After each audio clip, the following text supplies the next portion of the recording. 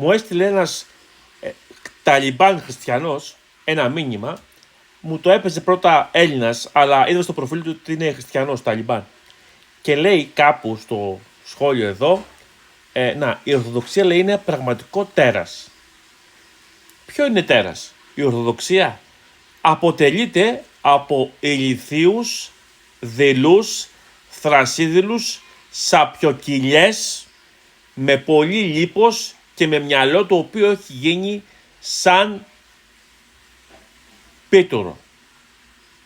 Δηλαδή, αυτή η Ορθοδοξία, αυτό το σατανικό δόγμα είναι ένα χάρτινο οικοδόμημα το οποίο έχει πέσει προκαιρού.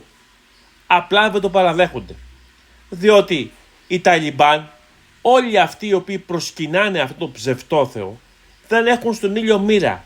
Δεν μπορούν πουθενά να κρατηθούν. Είτε από επιχειρήματα, αλλά είτε και από κρατική και οικονομική άποψη.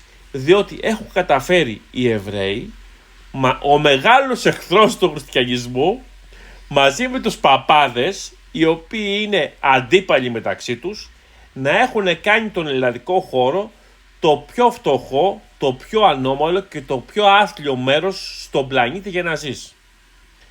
Το μέρος το οποίο μπορεί να παράξει τα πάντα, το μέρος το οποίο έχει ένα από τα καλύτερα κλίματα στον πλανήτη, έχουν καταφέρει οι τάχα αντίπαλοι, ο χριστιανισμός και ο εβραϊσμός, να το έχουν ξεφτυλίσει και να το έχουν βάλει κάτω στον πάτο του βαρελιού. Με τη φιλοσοφία την οποία έχουν ότι αγάπα τον εχθρό σου, σφάξα μαγά μου να γεια σου και ο πλούτος δεν είναι για τους ανθρώπους και φυσικά όποιος πλουτίζει δεν πάει στον παράδεισο, και με τα ψέματα ότι ο Θεός έκανε τον κόσμο, ότι ο Θεός θα δώσει τους χριστιανούς την πόλη, την Κωνσταντινούπολη, ότι θα πάρουν πίσω την παλιά δόξα. Ποιοι?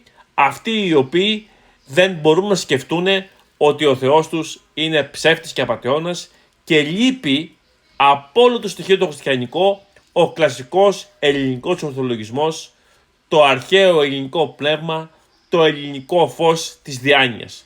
Και οι σκοταδιστές πιστεύουν ότι το φως του Χριστούλη, ο οποίος τους λέει να προσκυνάτε δούλοι, είναι το φως του αληθινό.